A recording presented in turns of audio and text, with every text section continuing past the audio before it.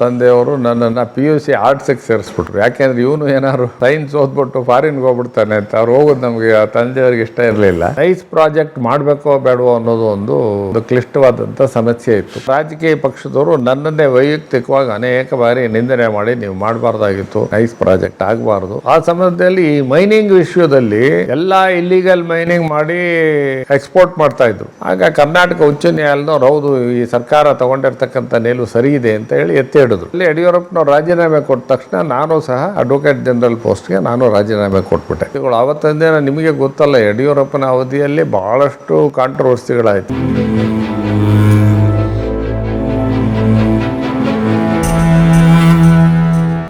ಮೂಲತಃ ಹಾರನಹಳ್ಳಿ. ಇಲ್ಲಿ ಹಳೆ ಮೈಸೂರಲ್ಲಿ ಈ ರೀತಿ ಊರಿನ ಹೆಸರಿನ ಜೊತೆಗೆ ಸೇರೋ ಒಂದು ಪದ್ಧತಿ ಅಷ್ಟು ಇಲ್ಲ. ನಮ್ಮ ತಂದೆಯವರು ಉತ್ತರ ಕರ್ನಾಟಕದಿಂದ ಬಂದಾಗ ಬರೀ ರಾಮಸ್ವಾಮಿ ಅಂತ ಜೊತೆಗೆ ಹೇಳಿದ್ರೆ ಗೊತ್ತಾಗಲ್ಲ, ಹಾರನಹಳ್ಳಿ ರಾಮಸ್ವಾಮಿ ಅಂತ ಹೇಳಿ ಊರಿನ ಹೆಸರನ್ನು ಇಟ್ಕೊಂಡ್ರು. ಮೂಲತಃ ಹಾರನಹಳ್ಳಿ ಹತ್ರ ಶಾನ್ಭೋಗ್ಯ ಕೆಲಸ ಮಾಡಿ ಕೃಷಿ ಕೆಲಸ ಮಾಡ್ಕೊಂಡಿದ್ದಂಥ ಕುಟುಂಬ.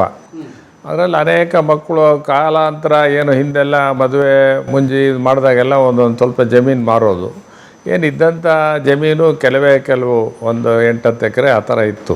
ಅದನ್ನು ಸಂದರ್ಭದಲ್ಲಿ ಮಾರ್ಬಿಟ್ರು. ಏನು ಆದಾಯ ಇರ್ತಾ ಇರಲಿಲ್ಲ. ಆದರೆ ನಮ್ಮ ತಂದೆಯವರೇ ಪ್ರಾರಂಭ ಮಾಡಬೇಕಾದ್ರೆ ಓದಬೇಕಾದ್ರೆ ನಮ್ಮ ತಂದೆಯವರ ತಾಯಿಯವರು ಭಾಳ ಸಣ್ಣ ವಯಸ್ಸಲ್ಲೇ, ಇವರು ಸಣ್ಣ ಹುಡುಗ ಆಗಿದ್ದಾಗಲೇ ತೀರೋದ್ರು. ಅದಾದ ನಂತರ ಇವರು ತಿಪ್ಟೂರಿಗೆ ಹೋಗಿ ಗೌರ್ಮೆಂಟ್ ಸ್ಕೂಲಲ್ಲಿ ಸೇರಿಕೊಂಡು ಎಲ್ಲ ಬೇರೆ ಬೇರೆ ಮನೆಗಳಲ್ಲಿ ವಾರಾನ್ನ ಮಾಡಿಕೊಂಡು ತಿಪ್ಟೂರಲ್ಲಿ ಓದಿದ್ರು. ಹಾರನಹಳ್ಳಿ ರಾಮಸ್ವಾಮಿಗಳು. ಅದಾದ ನಂತರ ತುಮಕೂರಲ್ಲಿ ಒಂದಷ್ಟು ದಿನ ಹೈಸ್ಕೂಲ್ ಮಾಡಿ ಬೆಂಗಳೂರು ಸೆಂಟ್ರಲ್ ಕಾಲೇಜಿಗೆ ಬಂದರು. ಸೆಂಟ್ರಲ್ ಕಾಲೇಜಲ್ಲಿ BSc ಮುಗಿಸಿ ಬೆಳಗಾಂನಲ್ಲಿ ಲಾ ಕಾಲೇಜ್ ಮಾಡೋದಕ್ಕೋಸ್ಕರ ಹೋಗಿ ಅಲ್ಲಿ ಮಾಡರ್ನ್ ಸ್ಕೂಲ್ ಅಂತ ಇತ್ತು, ಅಲ್ಲಿ ಮೇಸ್ಟ್ರಾಗಿ ಕೆಲಸ ಮಾಡಿ ಸಂಜೆ ಹೊತ್ತು ಲಾ ಕಾಲೇಜ್, ಅವಾಗೆಲ್ಲ ಸಂಜೆ ಲಾ ಕಾಲೇಜ್ ಇರೋದು, ಸಂಜೆ ಹೊತ್ತು ಲಾ ಕಾಲೇಜಲ್ಲಿ ಅಧ್ಯಯನ ಮಾಡ್ಕೊಂಡಿದ್ರು. ಅದೇ ಸಮಯದಲ್ಲಿ ಕರ್ನಾಟಕ ಏಕೀಕರಣದ ಒಂದು ಪ್ರಬಲವಾದ ಹೋರಾಟ ಇತ್ತು. ಈ ಮರಾಠಿಗರ ವಿರುದ್ಧವಾಗಿ ಕನ್ನಡ ಭಾಷೆಯಲ್ಲಿ ಇದ್ದಂಥ ಪ್ರದೇಶಗಳೆಲ್ಲ ಒಂದಾಗಬೇಕು ಅನ್ನೊಂದು ದೃಷ್ಟಿಯಲ್ಲಿ ಇತ್ತು. ಆಂಧ್ರದಲ್ಲಿ ಪೊಟ್ಟಿ ರಾಮುಲು ಅಂತಕ್ಕಂಥವ್ರು ಉಪವಾಸ ಸತ್ಯಾಗ್ರಹ ಮಾಡಿ ಪ್ರಾಣನೇ ಕಳ್ಕೊಂಬಿಟ್ಟ. ಆ ಸಂದರ್ಭದಲ್ಲಿ ಇಲ್ಲಿ ಹಳೆ ಮೈಸೂರಲ್ಲಿ ಕೆಲವು ಜನ ವಿರೋಧ ಇತ್ತು. ಯಾಕೆ ಅಂತ ಹೇಳಿದ್ರೆ ಇಲ್ಲಿ ಕೆಲವು ಸಮುದಾಯದ ಪ್ರಾಬಲ್ಯ ಹೊಟ್ಟೋಗುತ್ತೆ, ಎಲ್ಲ ಇಡೀ ಕರ್ನಾಟಕ ಒಂದಾದರೆ ಅನ್ನೋ ದೃಷ್ಟಿಯಲ್ಲಿತ್ತು. ಹಾಗಾಗಿ ಅವಾಗ ಕರ್ನಾಟಕ ಏಕೀಕರಣಕ್ಕೆ ಇಲ್ಲೇ ಕೆಲವು ವಿರೋಧಗಳಿದ್ದಂಥ ಸಂದರ್ಭದಲ್ಲಿ ಇವರೆಲ್ಲ ಕನ್ನಡ ಭಾಷೆ ಮಾಡೋ ಎಲ್ಲ ಜಾಗಗಳು ಒಂದಾಗಬೇಕು, ಒಂದು ರಾಜ್ಯ ಆಗಬೇಕು ಅಂತ ಒಂದು ಹೋರಾಟ ನಡೀತು. ಕರ್ನಾಟಕ ಏಕೀಕರಣ ಆಗಬೇಕು. ಈಗ ನಿಮಗೆಲ್ಲ ಗೊತ್ತಿರೋ ಹಾಗೆ ಬಳ್ಳಾರಿ ಅದೆಲ್ಲ ಹೈದರಾಬಾದ್ ಕರ್ನಾಟಕದಲ್ಲಿತ್ತು, ಬಾಂಬೆ ಕರ್ನಾಟಕದಲ್ಲಿ ಬೆಳಗಾಂ ಇತ್ತು, ಮಂಗಳೂರು ಅದೆಲ್ಲ ಮಡ್ರಾಸ್ ಪ್ರದೇಶಕ್ಕೆ ಸೇರಿತ್ತು. ಇವೆಲ್ಲವೂ ಸೇರಿ ಕನ್ನಡ ಭಾಷೆಯೆಲ್ಲ ಕನ್ನಡ ರಾಜ್ಯ ಆಗಬೇಕು ಅನ್ನೋ ಒಂದು ದೃಷ್ಟಿಯಲ್ಲಿತ್ತು. ಆಗ ಒಂದು ಕಾಂಗ್ರೆಸ್ ಸೆಷನ್ನಲ್ಲಿ ಹೋಗಿ ಇವ್ರದ್ದೊಂದು ತಂಡ ಹೋಗಿ ಇಲ್ಲ ಕರ್ನಾಟಕ ಏಕೀಕರಣ ಆಗಬೇಕು ಅಂತ ಹೇಳಿ 1956 ಈ ಕರ್ನಾಟಕ ಸ್ಟೇಟ್ಸ್ ರಿಆರ್ಗನೈಸೇಷನ್ ಆ್ಯಕ್ಟ್ ಅಂತ ಮಾಡಿ ಅದರ ಪ್ರಕಾರ ಕರ್ನಾಟಕ ಅನ್ನೋದು ಸ್ಥಾಪನೆಗೊಂಡಿತು. 1956 56ರಿಂದ 50 ವರ್ಷ ಆಗಿ 2006ರಲ್ಲಿ ಆ ಕರ್ನಾಟಕ ಏಕೀಕರಣದ ಸುವರ್ಣ ಮಹೋತ್ಸವ ಆಯಿತು. ಆ ಸುವರ್ಣ ಮಹೋತ್ಸವ ಆದಂಥ ಸಂದರ್ಭದಲ್ಲಿ ಯಾರ್ಯಾರು ಕರ್ನಾಟಕ ಏಕೀಕರಣಕ್ಕೆ ಹೋರಾಟ ಮಾಡಿದ್ರು ಆ ದೃಷ್ಟಿಯಲ್ಲಿ ಏಕೀಕರಣ ಸುವರ್ಣ ಪುರಸ್ಕಾರ ಅನ್ನೋದು 2006ನೇ ಇಸ್ವಿಲಿ, ಅಂದರೆ 2056ರಿಂದ 2006ಕ್ಕೆ 50 ವರ್ಷ ಆದಂಥ ಸಂದರ್ಭದಲ್ಲಿ ನಮ್ಮ ತಂದೆಯವ್ರಿಗೂ ಸಹ ಕರ್ನಾಟಕ ಸರ್ಕಾರದವರು ಏಕೀಕರಣ ಸುವರ್ಣ ಪುರಸ್ಕಾರ ಅಂತಕ್ಕಂಥ ಒಂದು ಪುರಸ್ಕಾರವನ್ನು ಸರ್ಕಾರದಲ್ಲೇ ನಡೆದಂಥ ಒಂದು ಸಮಾರಂಭದಲ್ಲಿ HD ಕುಮಾರಸ್ವಾಮಿಗಳಾಗ ಮುಖ್ಯಮಂತ್ರಿಗಳಾಗಿದ್ದರು, ಅವರು ನೀಡಿದರು ಆಗ.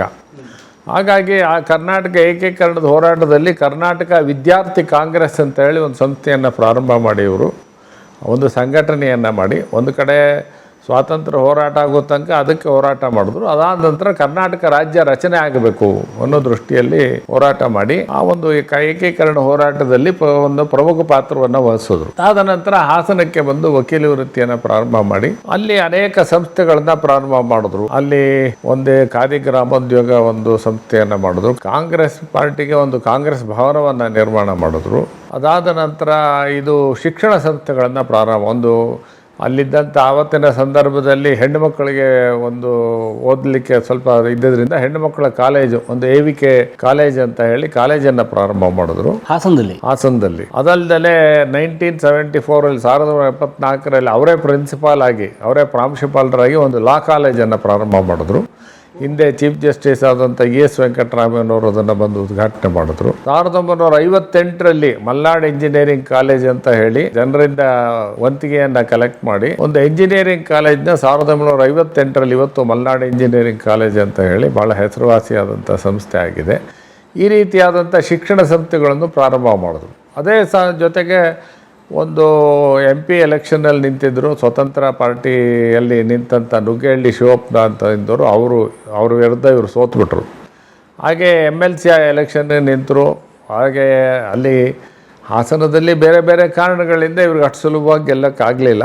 ಆದರೂ ಸಹ ಸಾರ್ವಜನಿಕ ಕ್ಷೇತ್ರದಲ್ಲಿ ಅವರಾಗೆ ಏನು ಅಧಿಕಾರ ಇಲ್ಲದೇ ಇದ್ದರು ಒಂದು ಕಡೆ ವಕೀಲಿ ವೃತ್ತಿಯನ್ನು ಮಾಡಿ, ಮತ್ತೊಂದು ಕಡೆ ಒಂದು ಸಾರಿ ಇವರು ವಕೀಲಿ ವೃತ್ತಿಯಲ್ಲಿ ಎಲೆಕ್ಷನ್ ನಿಂತಿದ್ದರು. ಕೌಂಟಿಂಗ್ ಆಗುವಾಗಲೇ ಫೈಲೆಲ್ಲ ತೊಗೊಂಡು ನ್ಯಾಯಾಲಯಕ್ಕೆ ಹೋಗಿ ಆರ್ಗ್ಯುಮೆಂಟ್ಗೆ ಹೋಗಿ ನಿಂತ್ಕೊಂಡ್ರು. ಜಡ್ಜ್ ಕೇಳಿದ್ರು, ಅಲ್ಲ ನಿಮ್ದು ಅಲ್ಲಿನ್ನೂ ಕೌಂಟಿಂಗ್ ನಡೀತಾ ಇದೆ, ಇಲ್ಲಿ ನೀವು ಬಂದು ಮತ್ತೆ ಲಾಯರ್ ಕೆಲಸ ಮಾಡ್ತಿದ್ದೀರಲ್ಲ ಅಂದಾಗ ನಮ್ಮ ತಂದೆಯವರು ಇಲ್ಲ, ಇದೇ ವೃತ್ತಿ ನನಗೆ ಕಾಯಮಾಯಿತು ಅಂತ ಹೇಳಿ ಮಾಡ್ತಾರೆ. ಅಂದರೆ ಒಂದು ರೀತಿಯಾದಂಥ ಸ್ಥಿತಪ್ರಜ್ಞರು, ಸೋಲು ಗೆಲುವು ಎರಡನ್ನೂ ಸಮಾನವಾಗಿ ಸ್ವೀಕರಿಸ್ತಕ್ಕಂಥ, ನಾನು ಲಾಯರ್ ವೃತ್ತಿನೇ ಕಾಯಮಾಯಿತು ಈಗ ಅನ್ನೋ ದೃಷ್ಟಿಯಲ್ಲಿ ಹೋಗಿ ಇವರು ಗೊರು ರಾಮಸ್ವಾಮಿ ಅಂಗಾರು ಎಲ್ಲರೂ MLC ಆಗಿ ಒಟ್ಟಿಗೆ ಕೆಲಸವನ್ನು ಮಾಡಿದ್ರು. ಅವರೆಲ್ಲ ಸಮಕಾಲೀನರು. ಅವರೆಲ್ಲ ಬಹಳ ಆಪ್ತ ಸ್ನೇಹಿತರು ಸಹ. ಗೊರು ರಾಮಸ್ವಾಮಿ ಅಂಗಾರ ಅನೇಕ ಪುಸ್ತಕದಲ್ಲಿ ಪ್ರಖ್ಯಾತ ವಕೀಲರಾದಂಥ ರಾಮನಹಳ್ಳಿ ಹಾರಸ್ವಾಮಿ ಅವರ ಹತ್ರ ಹೋದ್ವಿ ಅಂತ ತಮಾಷೆಗೆ ಬರೆದಿದ್ದಾರೆ. ಹಾರನಹಳ್ಳಿ ರಾಮಸ್ವಾಮಿನ ರಾಮನಹಳ್ಳಿ ಹಾರಸ್ವಾಮಿ ಅಂತ ಹೇಳಿ ಬರೆದಿದ್ದಾರೆ. ಅನೇಕ ಕಡೆ ಗೊರು ರಾಮಸ್ವಾಮಿ ಅಂಗಾರ ಪುಸ್ತಕದಲ್ಲೂ ಸಹ ಕಂಡುಬರುತ್ತೆ.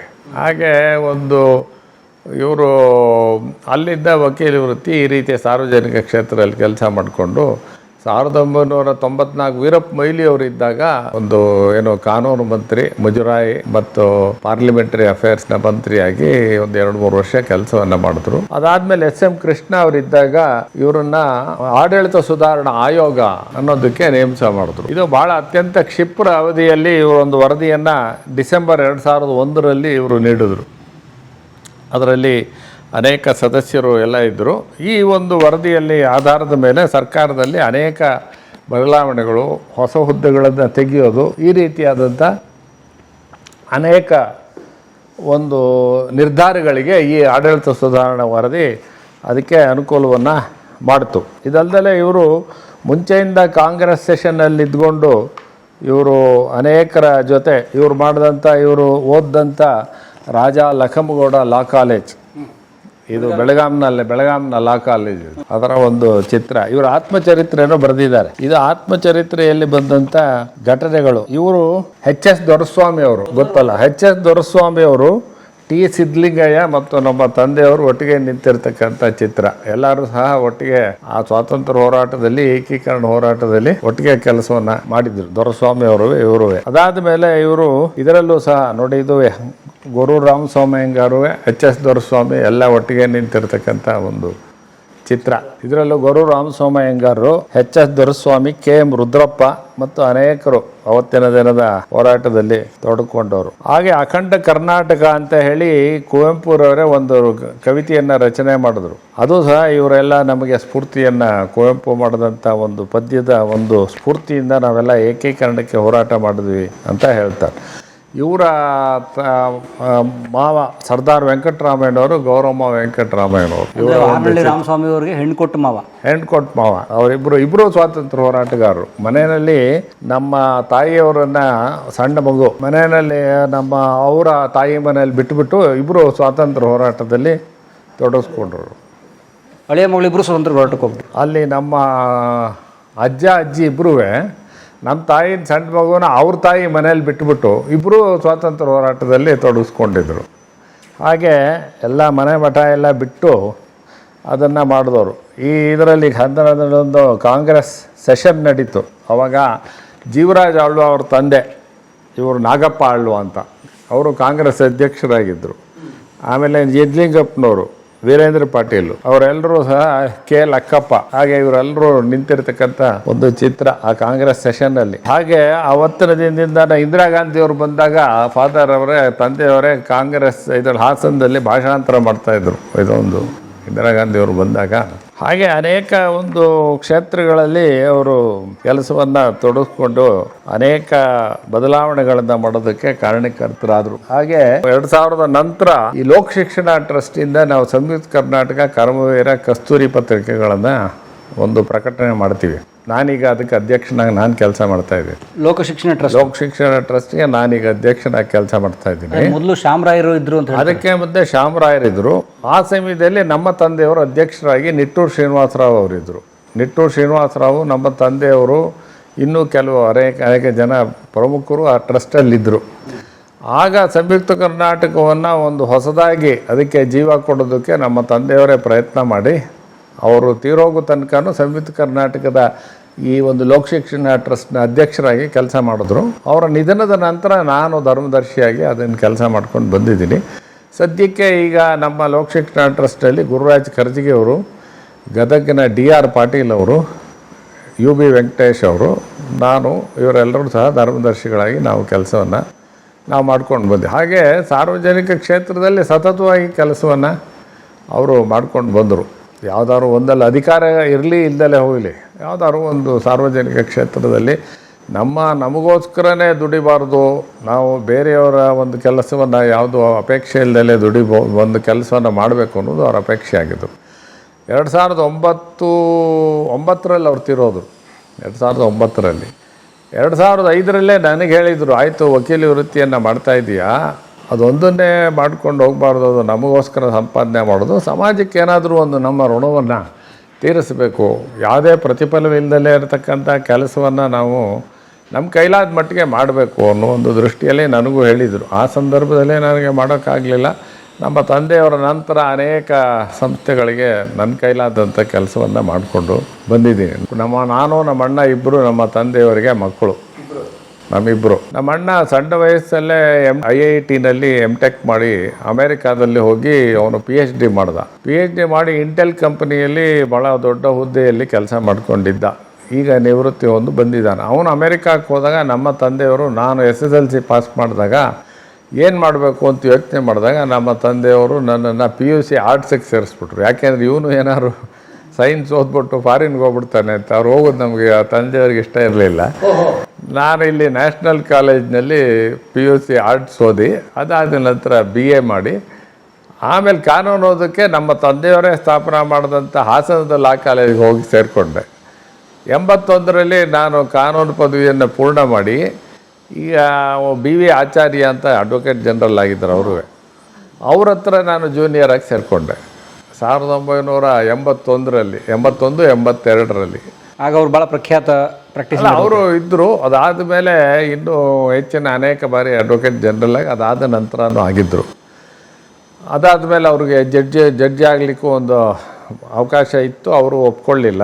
ಹಾಗೆ ವಕೀಲಿ ವೃತ್ತಿಯಲ್ಲಿ ಮಾಡಿದ್ರು. 88ರ ತನಕ ನಾನು ಅವ್ರ ಜೊತೆ ಕೆಲಸ ಮಾಡಿ, 88 ಆದಮೇಲೆ ನಾನು ನನ್ನದೇ ಆದಂಥ ಕಚೇರಿಯನ್ನು ಪ್ರಾರಂಭ ಮಾಡಿ, ಅದಾದ ನಂತರ ಅನೇಕ ವರ್ಷಗಳ ಕಾಲ ಈ ಕೇಂದ್ರ ಸರ್ಕಾರದ ವಕೀಲನಾಗೂ ಕೆಲಸ ಮಾಡಿದ್ದೆ.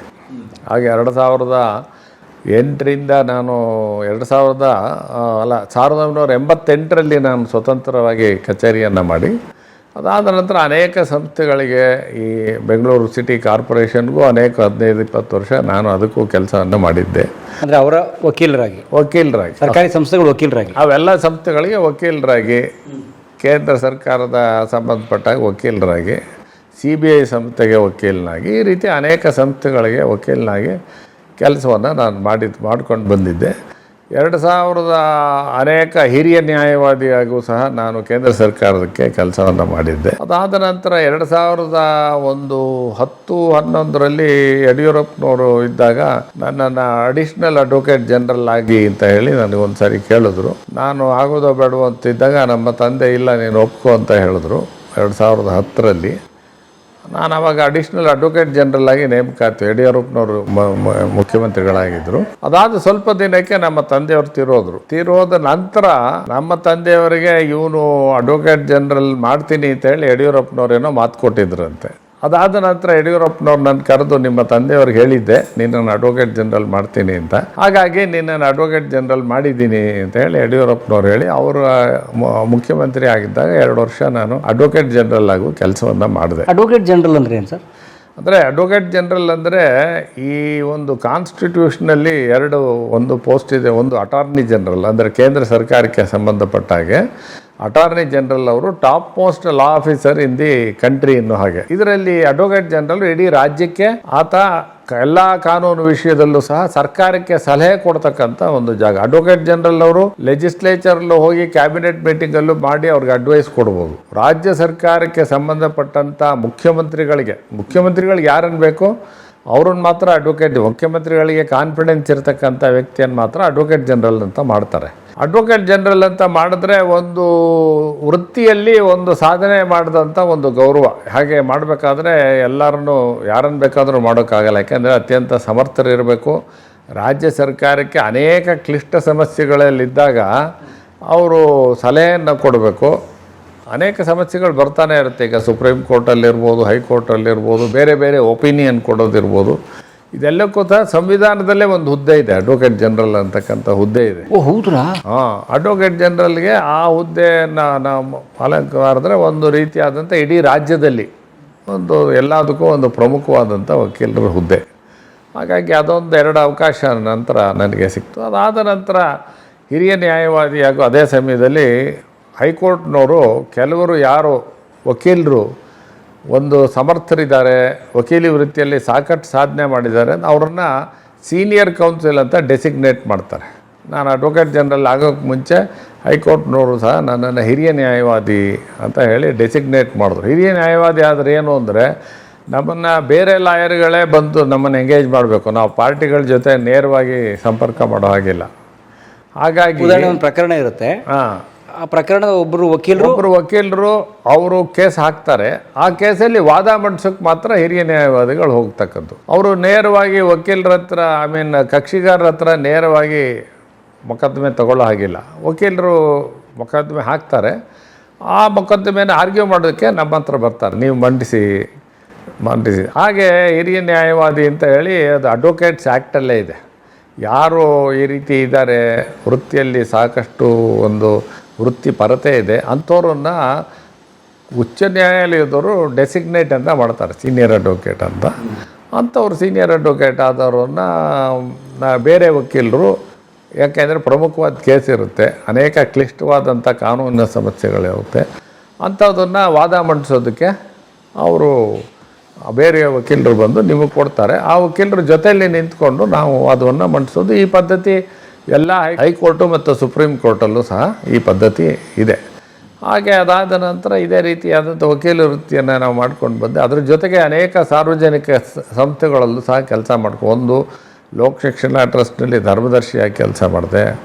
ಅದಾದ ನಂತರ ನಮ್ಮ ಹಾಸನದ ಶಿಕ್ಷಣ ಸಂಸ್ಥೆಗಳ ಎಲ್ಲದರಲ್ಲೂ ಅಧ್ಯಕ್ಷನಾಗಿ ಸುಮಾರು 15 ವರ್ಷ ಕೆಲಸವನ್ನು ನಾನು ಮಾಡಿದೆ. ಕರ್ನಾಟಕ ಹಿಂದಿ ಪ್ರಚಾರ ಸಮಿತಿ ಅಧ್ಯಕ್ಷನಾಗಿ ಕೆಲಸವನ್ನು ಮಾಡಿದೆ. ಅದಾದ ನಂತರ ಇತ್ತೀಚೆಗೆ 2021ರಲ್ಲಿ ಅಖಿಲ ಕರ್ನಾಟಕ ಬ್ರಾಹ್ಮಣ ಮಹಾಸಭೆಯ ಅಧ್ಯಕ್ಷನಾಗಿ ಒಂದು 3 ವರ್ಷ ಕೆಲಸವನ್ನು ಮಾಡಿದೆ. ಈಗ ಲೋಕ ಶಿಕ್ಷಣ ಟ್ರಸ್ಟ್ನ ಅಧ್ಯಕ್ಷನಾಗಿ ನಾನು ಕೆಲಸವನ್ನು ಮಾಡ್ತಾ ಇದ್ದೀನಿ. ಅದ್ರ ಜೊತೆಗೆ ನಾವು ಆಯಾಚಿತವಾಗಿ ಒಬ್ಬ ಗುರುಗಳ ಸಂಪರ್ಕಕ್ಕೂ ನಾನು ಬಂದೆ. ಗುರುಗಳು ಅಂದರೆ ಒಂದು ಸಕರಾಪಟ್ಟಣದಲ್ಲಿ ವೆಂಕಟಾಚಲಯ್ಯನವರು ಅಂತ ಹೇಳಿ ಭಾಳ ದೊಡ್ಡ ಅವಧೂತರು ಅವರು. ಈಗಿಲ್ಲ, ಅವರು 2010ರಲ್ಲೇ ದೇಹವನ್ನು ತ್ಯಜಿಸೋದ್ರು ಅವರು. ಇವರು ಒಂದು ಸಂಪರ್ಕಕ್ಕೆ ಬಂದಾಗ ಬಹಳ ದೊಡ್ಡ ಒಂದು ಶಕ್ತಿಯುಳ್ಳಂಥ, ಅಂದರೆ ಬಹಳ ಒಂದು ತ್ರಿಕಾಲ ಜ್ಞಾನಿಗಳು.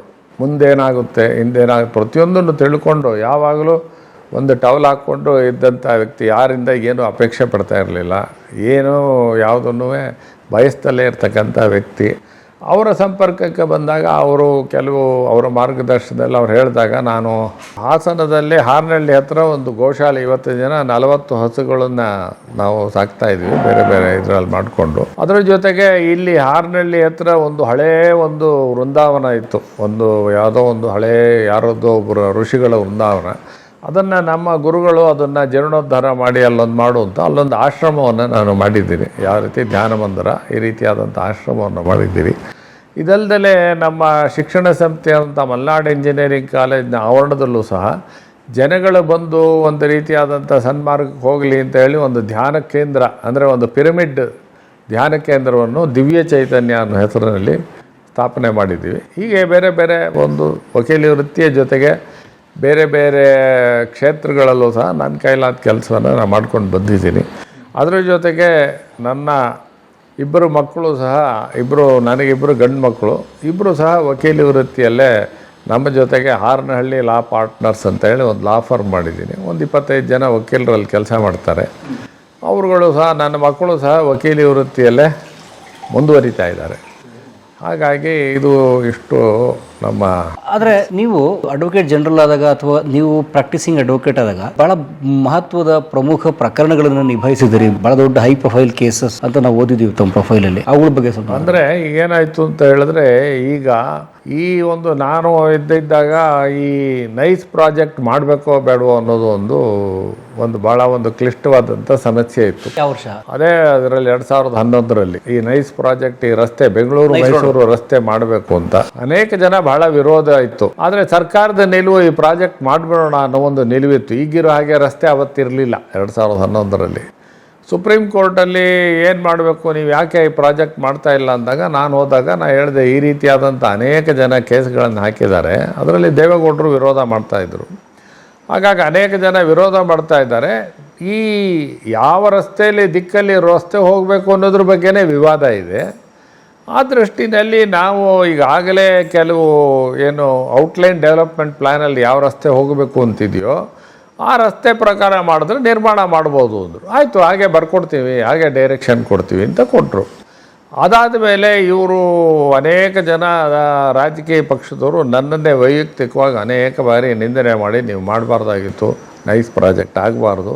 ಆ ದೃಷ್ಟಿಯಲ್ಲಿ ಆ ಸಮಯದಲ್ಲಿ ಭಾಳ ಒಂದು ದೊಡ್ಡ ಒಂದು ಕಾಂಟ್ರವರ್ಸಿ ಅದೊಂದಾಯಿತು 2011ರಲ್ಲಿ. ಜಾರಿಗೊಳಿಸ್ಲಿಕ್ಕೆ ಕೆಲಸ ಮಾಡ್ತಿರ್ತಾವೆ. ನಾವು ಜಾರಿಗೊಳಿಸೋದಕ್ಕೆ ನಮ್ಮ ಸರ್ಕಾರದ ನಿಲುವು ಜಾರಿಗೊಳಿಸಬೇಕು ಅನ್ನೋದಿತ್ತು. ಅದ್ರ ಪ್ರಕಾರ ನಾವು ಸುಪ್ರೀಂ ಕೋರ್ಟಲ್ಲಿ ಅದೇ ವಾದವನ್ನು ಮಂಡಿಸಿದ್ವಿ. ಆದರೆ ಅದಕ್ಕೆ ಇದು ಜಾರಿ ಆಗಬಾರ್ದು ಅಂತ ವಿರೋಧ ಇದ್ದವರೆಲ್ಲ ನೀವು ಮಾಡಬಾರ್ದಾಗಿತ್ತು, ನೀವು ಸುಪ್ರೀಂ ಕೋರ್ಟ್ಗೆ ಹಾಕಿ ಹೇಳಬಾರ್ದಾಗಿತ್ತು ಅಂತ ಭಾಳ ವಿರೋಧವನ್ನು ಮಾಡಿದ್ರು. ಅನೇಕ ಬಾರಿ ಇವೆಲ್ಲ ಕಾಂಟ್ರವರ್ಸಿ ಆಯ್ತು. ನಾನು ಯಾವುದಕ್ಕೂ ಉತ್ತರ ಕೊಡೋಕೆ ಹೋಗಲಿಲ್ಲ. ಕಾನೂನಿನ ಅಂಶ ಏನು ಹೇಳಿದಾರೋ ಸರ್ಕಾರದ ನಿಲುವು ಏನಿದೆಯೋ ಸುಪ್ರೀಂ ಕೋರ್ಟಲ್ಲಿ ನಾವು ಹೇಳಿದ್ದೀವಿ ಅಂತಷ್ಟೇ. ಅದಲ್ಲದೆ ಇನ್ನೊಂದು ಸಮಸ್ಯೆ ಆಯಿತು. ಆ ಸಮಯದಲ್ಲಿ ಈ ಮೈನಿಂಗ್ ವಿಷಯದಲ್ಲಿ ಎಲ್ಲ ಇಲ್ಲಿಗಲ್ ಮೈನಿಂಗ್ ಮಾಡಿ ಇದಕ್ಕೆ ಎಕ್ಸ್ಪೋರ್ಟ್ ಮಾಡ್ತಾಯಿದ್ರು. ಬಳ್ಳಾರಿದು ಭಾಳ ದೊಡ್ಡ ಒಂದು ಕಾಂಟ್ರವರ್ಸಿ ಆಯಿತು. ಆ ಸಂದರ್ಭದಲ್ಲಿ ಸರ್ಕಾರದಲ್ಲೂ ಸಹ ಯಾವ ರೀತಿ ಆಗ್ತಾಯಿದೆ ಇದು ದೊಡ್ಡ ಸಮಸ್ಯೆ ಆಗಿತ್ತು.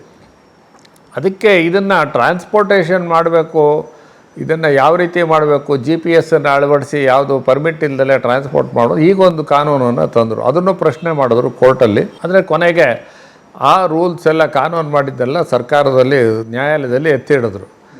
ಅದಲ್ಲದೆ ಅದಾದಮೇಲೆ ಈ ಯಡಿಯೂರಪ್ಪನವ್ರು ಇನ್ನೊಂದು ನಿರ್ಧಾರ ಮಾಡಿದ್ರು, ಈ ಮಿನರಲ್ನ ಎಕ್ಸ್ಪೋರ್ಟ್ ಮಾಡಿಕೊಡೋದು ಅಂತ. ಯಾಕೆಂದರೆ ಎಕ್ಸ್ಪೋರ್ಟ್ ಮಾಡುವಾಗ ಇಲ್ಲಿಗೆಲ್ಲಾಗಿ ಮಾಡಿಬಿಟ್ಟು ಪ್ರದೇಶಕ್ಕೆ ಕಳಿಸ್ಬಿಡೋರು, ಅದನ್ನು ವೆರಿಫೈ ಮಾಡೋದೇ ಕಷ್ಟ ಇತ್ತು. ಅದನ್ನು ಸಹ ಸರ್ಕಾರದಲ್ಲಿ ನ್ಯಾಯಾಲಯದಲ್ಲಿ ಪ್ರಶ್ನೆ ಮಾಡಿದ್ರು. ನಾವು ಸರ್ಕಾರದ ಪರವಾಗಿ ಹೌದು ಇದರಿಂದ ಅನೇಕ ಸಮಸ್ಯೆ ಆಗಿದೆ ಅಂತ ಹೇಳಿ ವಾದವನ್ನು ಮಾಡಿಸಿದ್ವಿ. ಆಗ ಕರ್ನಾಟಕ ಉಚ್ಚ ನ್ಯಾಯಾಲಯದವ್ರು ಹೌದು ಈ ಸರ್ಕಾರ ತೊಗೊಂಡಿರ್ತಕ್ಕಂಥ ನಿಲುವು ಸರಿ ಇದೆ ಅಂತ ಹೇಳಿ ಎತ್ತಿ ಹಿಡಿದ್ರು.